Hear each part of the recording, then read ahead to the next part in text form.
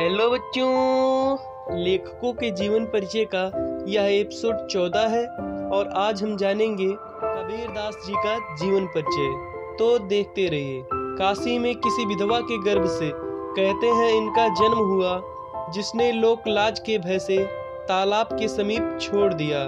ज्येष्ठ शुक्ल पूर्णिमा सोमवार का दिन था। 1399 ईस्वी कबीरदास का जन्म हुआ। तो पहले दोहे से हमें ये पता चलता है कि काशी में किसी विधवा के गर्भ से इनका जन्म हुआ, जिसने समाज के डर से इन्हें तालाब के समीप छोड़ दिया। विद्वानों की माने तो 1399 ईस्वी ज्येष्ठ शुक्ल पूर्णिमा सोमवार का दिन था। अब हम अगले दोहे से ये जानेंगे कि इनको किसने पाला और बड़ा किया। तो अगला दोहा देख लेते हैं। नीरू नीमा नाम का दंपति, जिसने इनको उठा लिया, पाला इनको पुत्र बना के माँ बाप का नाम दिया। नीरू नाम का जुलाहा, जो कि तालाब के पास में ही रहता था, उसने इनको उठा लिया और इनका पालन पोषण अपने पुत्र की तरह किया।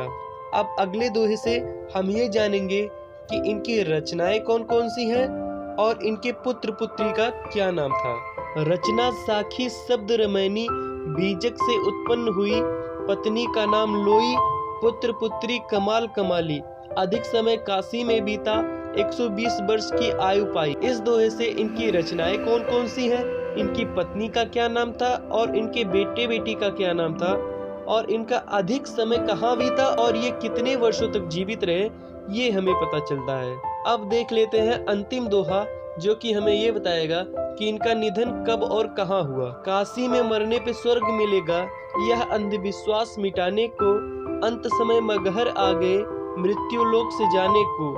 माघ शुक्ल एकादशी का दिन 1519 ईस्वी इस संसार से विदा लिया, कबीरदास की मृत्यु हुई। लोग कहते थे यदि किसी की मृत्यु काशी में होगी तो वह सीधे स्वर्ग जाएगा।